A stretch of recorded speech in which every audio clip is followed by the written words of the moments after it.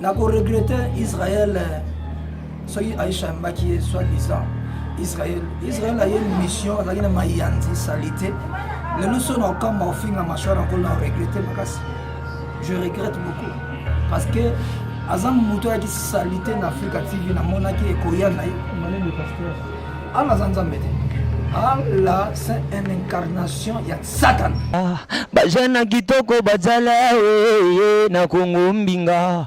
I'm a big man et so clean et so fresh toujours na Congo mbinga. Mindula bien, banyuza bien na Congo mbinga. Hoga, na Congo mbinga.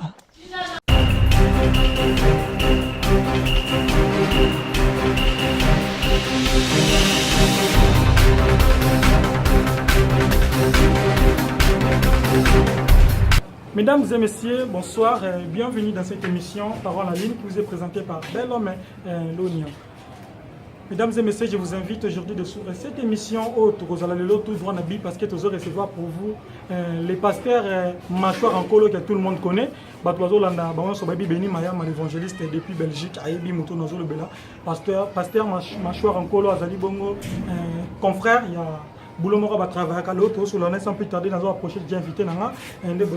Bonjour, pasteur. Bonjour, bel homme. Journaliste Monen et bonjour. Na grâce au PC, ma opportunité. Une mission qui toque au malam. Zamba sur le kumu, ndenge oego lukanga penza. Machor en colo. Merci. Mesdames et messieurs, Bandeko Bozolanda, ngana bengi bongo pasteur Machor en colo, mais à la mienne mora se présenter, boyo ka vraie identité naïba obaye baraete le loba mekende ko découvrir pasteur Machor en colo. Nazali pasteur Machor en colo, présentant légal il y a église évangélique la grâce de Dieu. La grâce de Dieu au deux ans à commune ya Barumbu. Na Croix Rouge 54 et pas Bandeko Monde de Dosalawana le Sambo. Donc vision ça mon Nabimisi bateau belé, nabimisi à millions de pasteurs. Millions de pasteurs babimina éternité à la grâce. Pasteur Machor en colo, tant ils en ont toujours sur la déjà que vous avez précédé. Juste un une question moko. Bazo bengayo, imo komi bengami pasteur Machor en colo. Donc bazo la nabana besoin ba Machor en colo pourquoi Machor en colo? Machor en colo et ça pour la parole. Parce que tellement parole la profondeur parce que na kota na kata profondeur la parole. Il y a même de brigade Sarbati. Brigade Sarbati, qui a dit pasteur Machor en colo, comme ça, donc, à mon loboko en Zambie, na chai loboko, la bonne de l'ipona, et Dieu fera de grandes choses. Dans mon temps de connaître Kalema, prier pour la brigade Amat. Kalema pour Chalbi, prier pour la brigade, na prier pour la brigade, le beau en Zambie, pour la brigade. Batutu ba yebi Alexis ya Kangai ba yebi le beau konzam beza facilité donc nazam Machor en colo ya kombote Machor en colo ezaki voix audible obi ezaki voix audible c'est-à-dire que ce nom vous a été révélé ou bien mais t'as vu voix audible na oki mungonga nzamba lobelinga na voix audible qui a mis bengama pasteur Machor en colo donc manga en colo alors les vrais noms na ba parents ba boto les ala pour mingi nous a reconnu comme pasteur Machor en colo non na ngezali diclé apôtre Diclé, mais Machor en colo ezali voix audible on nzamba pesingai sans mutu na yoka nzamba ezate on a kosi oto na lamuka na sali ba théâtre naza muta théâtre te lelo na sali ata ba 35 ans de l'évangile batu baye na mayoto mais ngal lelo naza moto yo na parole nazo umela na kata évangile naza pe évangile pire évangile na mayoto te ba blague batu ba salade naza l'évangile un homme de Dieu sérieux, un homme de Dieu crédible. L'homme de Dieu crédible. Parce que l'homme de Dieu, Machor en colo, banga yao. Vous avez dit pasteur Diclé, c'est ça? Le vrai nom c'est Diclé? Diclé. Ouais. Toujours dans Congo Mbinga, Glody Lunda Mobali Mbinga, évangéliste Beni Mayama, Guy Ramilonia, Jonathan Lonia. Je crois que vous avez besoin de le vrai nom, il y a pasteur Machor en colo. Et je crois que Jonathan Lonia, depuis Uganda, vous comprenez déjà, mon désolé. Jonathan vite à mon cousin, mon Autriche. Pasteur Machor en colo, n'habitez ceux que vous avez connecté pour le moment, on a un réseau circulé sur le net. Ils ont une actualité, ils ont vraiment web fort. Il y a frère Nabiso Israël, qui est réussi par ma concert Aïcha Okoko, Ayamba qui est, mais par rapport à propos tenus au loba qui concerne comment on peut intégrer na carte to qui pas cher na copa non loba par rapport à quinoa comportement ba quinoa au baza mingi na style mo ba comme na orgueil quoi le remonto na monter mazola tsanza na comme complexe mais attends un peu comme on a carte il paraît combo ya kidmachor encore là teza orgueil mo bobo c'est-à-dire que nous na kamanza mais na carte na yote on a bonzambe to ebelo côté mo là combo machor encore comme orgueil titre mo comme nous au la qui na battu bon en fait il faut na yo c'est notre propos là pour que merci bel homme zamba pambola yo na parole opesinga confiance omoni machor encore les orgueil te na biso eza voix audible na yoka pe na parole donc la profondeur de la parole na sali ba conférence na sangsa ba pasteur tant au sangsa ba pasteur conférence na sali na ko regretter Israël soki Aïcha Mbaki soi-disant Israël a une mission azaki na mayanzi salité le leçon na kamba ofinga machor encore na regretter makasi je regrette beaucoup parce que azam muto ya salité na Africa TV na monaki ekoya na ye malin de pasteur te na finga te il faut ko dresser mutu na quand on va me mayanzi il faut ko dresser mutu insulte te il faut ko dresser mutu tant ya lobi que pasteur machor encore yo ki biloko wana alobi que ozani loko to luka titre asalini avingit mais pour na lobi juste la vérité alobi vérité te pas na vérité te ya ebingata na combo na voix audible na yoka nzambe et puis combo le nom le plus célèbre la planète Terre après Jésus machor encore gira milonya makambo yango somo na ndenge zokende na ina biselo kombo omoni brigade atombola akumisa ye ayebanite azo luka succès na loboko azo ngo pa machor encore ma ozwate zéro mais na bien tant que chrétien azo luka actualité azana actualité te omoni na Aïcha na ye bazana actualité te bazo luka actualité yo leki ba mon actualité omoni bel homme yo leki Aïcha na actualité leki na pasteur te na chena conflit tango muto tiki mutu moko irrésolu afinga l'homme de Dieu ouais yo tiki une mission na finga c'est ça normal a critiquer machor encore omoni biloko batu balobaka na tina te moi mutuka na salita tambola na mwana ngana kotambola moto pasteur mutuka Israël tambola na ngwe fata mwana na village parce que il a pesa bata village importance non pasteur soki efazonga na village il faut zonga na village parce que comportement est satanique l'homme de Dieu basaka na maître ngana ko luka gloire te na luka ni nabia est-ce que mona ngana mikumisa na zana mbongo te nazana besoin même ya batu ba soutenir et ça combo parce que ça naza célèbre ndi bino mo ba journaliste la presse congolaise ba journaliste ba yebi que machor encore ana parole ana actualité ozo moi mais akolo ba biloko ezanga tina te Israël na il faut zonga na pas yebi ma journaliste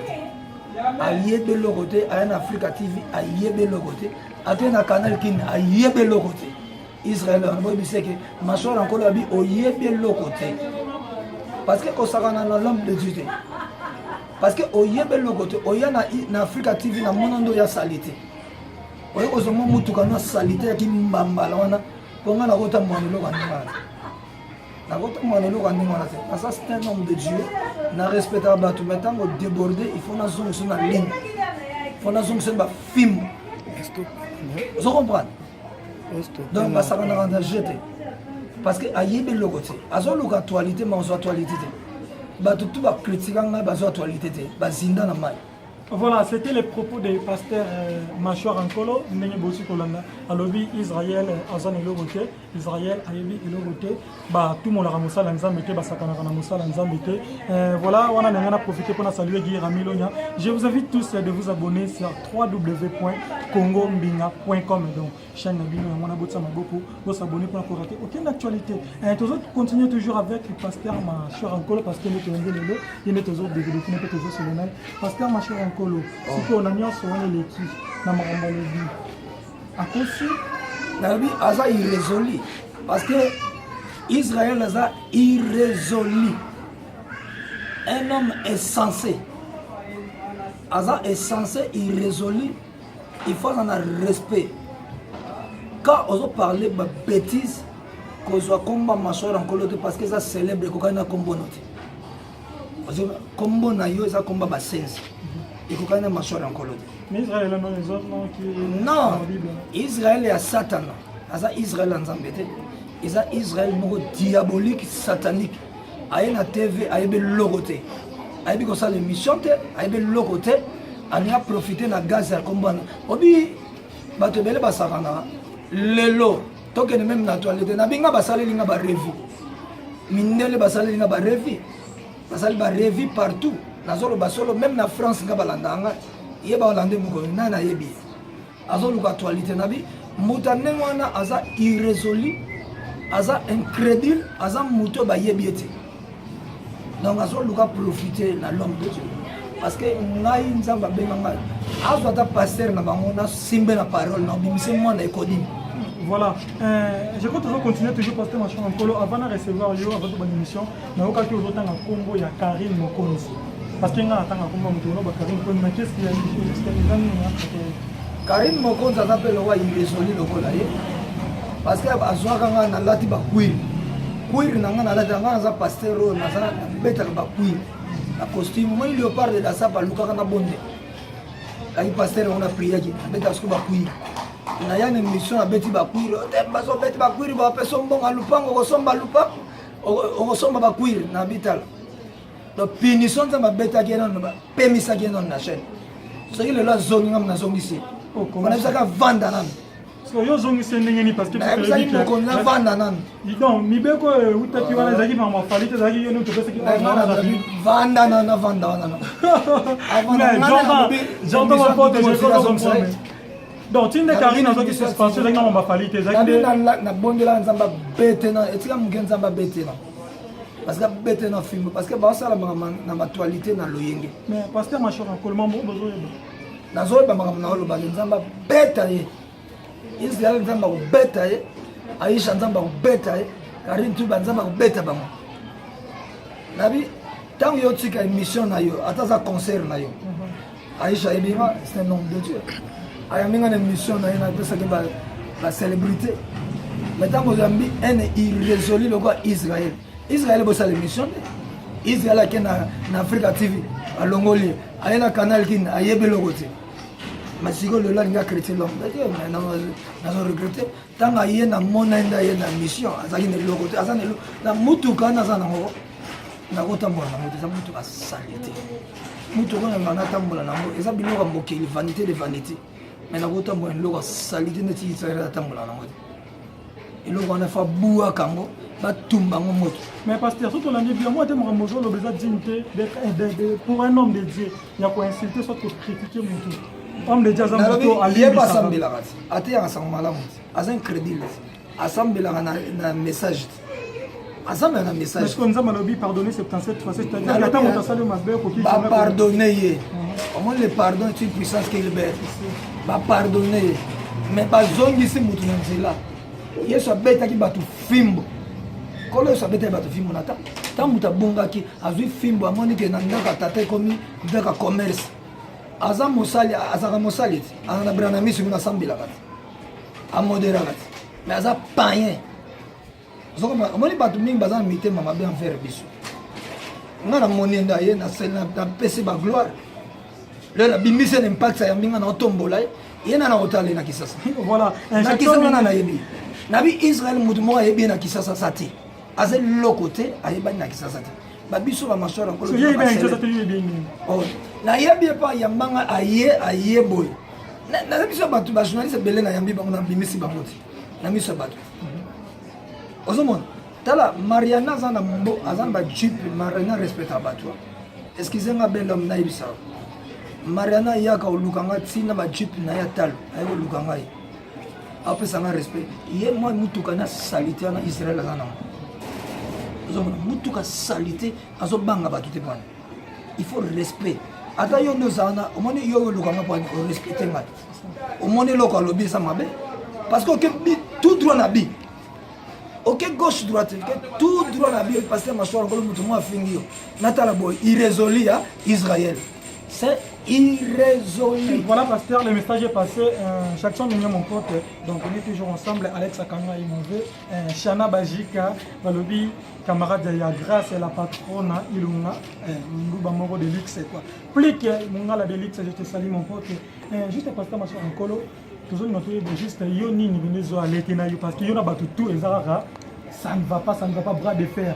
Il paraît qu'il y a des musulmans, qui sont des hala pona bango azanzambete pona yosiko ala azana juste et ala azanzambete omoni ignorance ezo bomwa na mec ezaki na 360 dieux idoles parmi 360 dieux idoles ala zaki na komene ubal sim bande ko adorer na village yo Mekwaish Kwaish village là la kata mec papa Mohammed ane ko adorer abzaki Abdallah tango ye Mohammed ko kuta bango bazo adorer na surat 17 verset 110 akuti bango bazo adorer Allah déjà yé moi sine kani jalbi adorer Dieu miséricorde Isa Amasir donc Jésus Christ a bien dit qu'on a Isa Amasir donc sauveur du monde assez quoi même na Coran surat 19 33 surat 3 55 assez quoi Yesu Isa Amasir na Coran na bango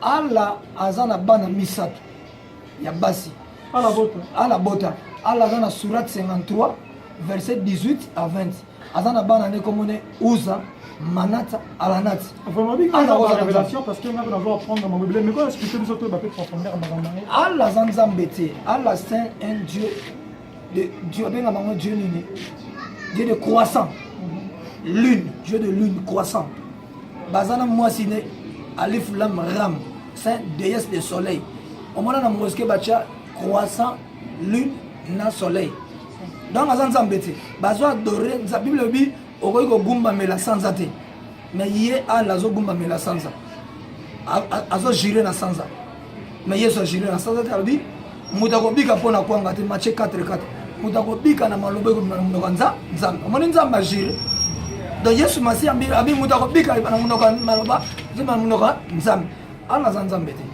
Allah, c'est une incarnation, il y a Satan. C'est un diable en personne.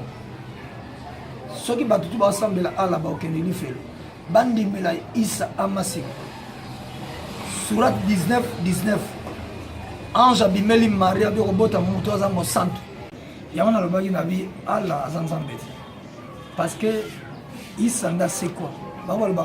Jésus a c'est quoi? Mais Issa c'est quoi? Surat 3, 55 c'est quoi?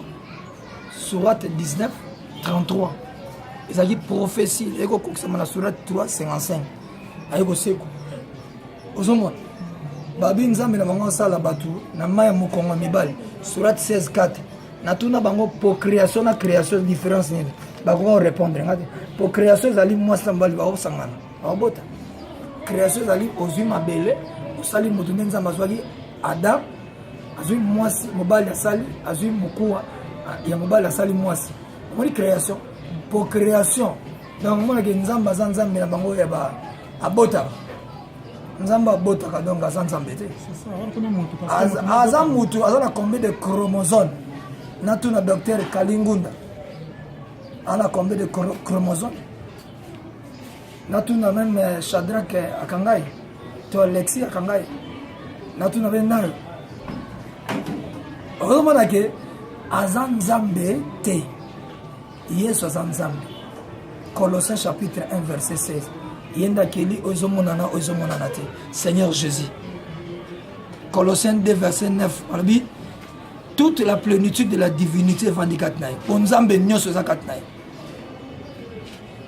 1 Jean chapitre 5 verset 20 à 21 albi c'est lui qui est le Dieu véritable et la vie éternelle c'est Jésus Jean 20, verset 28. Philippe, Thomas Zoloba, ah mon Seigneur, mon Dieu. Yesu a dit, on dit minga nzambe po omoninga, mais c'est mon minga na moto monité andimi. Donc Yesu a nzambe. Voilà, cher internaute, il faut comprendre que Yesu a nzambe le but pasteur ma chère Nkolo.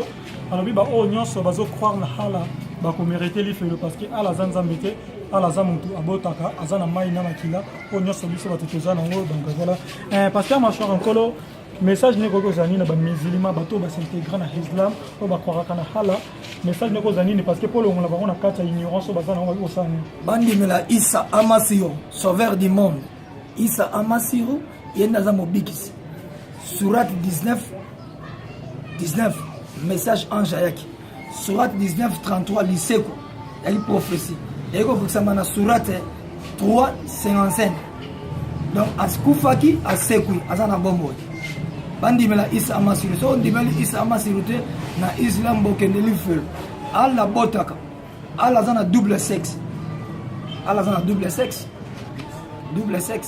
abotaka nde basala carême so komi kaka mokolo afa fungola fo ala bota so aboti te bafungola te siko muda ndenge wana aza na parent na ye na Mésopotamie ala vanda na Mésopotamie avandi na île Jézabel mama ala parce que Jézabel akoti ba prophète à Baal ba prophète à Staté Jézabel utakoti bango a troublé Israël Jézabel incarnation ya Satan non sirène définition à l'ango alif lam mim donc il y a un petit Dieu azana de amuke surat 17:110 wanando ko yebake Allah azana de amuke petit Allah ayoko kosa Allah yemoka lobi kosa la chrétien to juif bata manzela sem surat 4:135 yemoka reconnaître ba chrétien mais bango bato sambela na ignorance tous les musulmans Rolanda Allah reconnaît fait. Voilà, le message est passé derrière le temps plutôt, je m'excuse pasteur Machor Ankolo. Je salue la famille Lonia, je vous aime, Girami Lonia, Jonathan Lonia, Bama Uganda, Bana Kampala, Jordan Vika, mon frère depuis Autriche, je te salue, je t'aime tellement mon frère, salut Nassi de ma part et maman Julie. Mon pote Jackson Mignon Akangaï et Alex Akangaï, mon grand frère, je t'aime, Shana Bajika, moi aussi à t'aime, et puis grâce à la patronne Iluma, je t'aime, ma belle, je t'aime tellement bien. Et pasteur Machor Ankolo, juste dernière question, vers la clôture de l'émission. À propos, il y a sujet de Bandaki Nango, il y a un message, il y a frère Israël, et puis, parce qu'il y a invité, il y a Aïcha Okoko. Dernier mot, dans le cause à la Nini, qu'on a bango. Oh, Israël, na Aïcha Okoko. So, binza ba beta bango, boma bango sur place. Parce que basumba mabanga basumba mabende basumba mabanga basumba mabende bayebaki basakana mosali na nzambe soki basakana basali na nzambe lokuta akosumba mabanga asumba mabende bango mibale na Aïcha na Israël bakosumba mabende au nom de Jésus-Christ Nazareth. Amen. Voilà, c'était bon. La prière est faite par le pasteur Machor Ankolo. La prière, c'est ma déclaration. Voilà, déclaration à pasteur Machor Ankolo, à Saléli Aïcha Okoko, ma concert et frère Israël, au Basolola Gibongo, Batsaki Kombo, pasteur Machor Ankolo, la émission de Bongo. Voilà, pasteur, nous tenons déjà vers la fin de cette émission. Et je crois que l'émission est allée très bien. Je salue Bongo. Je continue toujours à saluer plus. C'est la famille Lonia. Jivanchin, Toya, HB, les gens de guerre, mon apoto. Et je salue encore Banque mondiale, mon frère, depuis Issa, c'était Maïboïka. Voilà, mon pote Yakat. Chaque fois, nous toujours dans ce beau, ça a été barré, c'est mon confrère Ndoï Nangai. Nous avons autant de combat de Ndoï pour Moro et Solo. Pasteur Machor Ankolo, dans Kolinope, ça va monter dans le bateau, ça a besoin de saluer Bango. Et puis, Bissika basé, et puis, on peut sa numéro dans la fin. On a bateau, on a besoin de contacter. La Pamboli, Alexis Akangai, papa na Sephaël. Anniversaire à Sephaël, les le 24 mai. Bon anniversaire Sephaël. Maman, Nzaba Pamboli, maman Sephaël. La Pamboli, Shadrach Akangai. Mobali ya Naomi. Moi c'est Mobali ya Naomi. Nzaba Pambola ye. Nzaba Pambola Mamé Lisa na France. Elisa Audi petit bébé. Bana nyoso tu ngwaka. A parisien tout esika bozali ba parisien nyoso ngwaka. Esika bozali mes condoléances to kufeli Blaise. Blaise leki ya Boketo premier. Atiki biso molimo ndeke na pema na kimia. Machor Ankolo na ndimi. Ya wana sengi bana nyoso tu ngwaka. Ba parisien nyoso tu. Nzamba za na bango. Shadrach Nzaba Pambola Nzaba Pambola Shadrach Akangai Nzaba Pambola Belom Nzaba Pambola Nzaba Pambola Nzaba Pambola Nadège, prophétesse Nadège, Nadège Demol Nzamba Pambola, Nzamba Pambola, maman Jeannette. Jeannette. Parce que vous allez faire avec Pasteur déjà que Nzamba Pambola, maman Jeannette, tata moi c'est Lexi Akangai et Shadrach Akangai. Nzamba Pambola. Voilà, Pasteur, on peut passer numéro 9 vite pour la bateau. Numéro à 089 46 57 311 089 on a mis une plus 243 pour la bateau. plus 243 89 46 57 311. Voilà, c'était là le numéro de Pasteur Machorankolo. C'est déjà la fin de cette émission. Pasteur Tokabouin de Janayo. Juste un groupe Saba. Dernière salutation na bateau balinga mingi qui me soutient toujours. Je commence par saluer Glody Lundambinga Mobali. Je salue mon pote. Balobi main dans la main, nous aurons de l'avant. Chabot Kakangai, Kolimbate, mon frère Tolenda toujours à Marambango. Et Balesson mon vieux Alex Akangai, Yaya Mignon Akangai, Shana Baji Kababote, Sali l'autre là de ma part, et donc longtemps à Kombote. Grâce à la patronne, je te salue ma belle. Et voilà. Jordan, je te salue avec Nassi, Maman Julie, Sonia. Je vous salue depuis Autriche. On est toujours ensemble, on est toujours scotchés. Guy Ramiloni à Balobi, grand frère Morobo, Atikar Bapitsnaïté, Jonathan Loni, je n'oublie pas. Fils Loni à mon père, je te salue depuis Kisangani. Donc papa Morobo, papa Tonda Bolingo, maman Tété, Olé, Otenga, je te salue ma maman, Nabo Sanité. Voilà. C'est déjà la fin de cette émission, Bandeko, cher internaute, papa, maman, Ndeko Mobali, moi aussi, je vous invite de vous abonner massivement dans cette chaîne YouTube qui est www.congombinga.com. Tokutana na prochain numéro. Je vous laisse.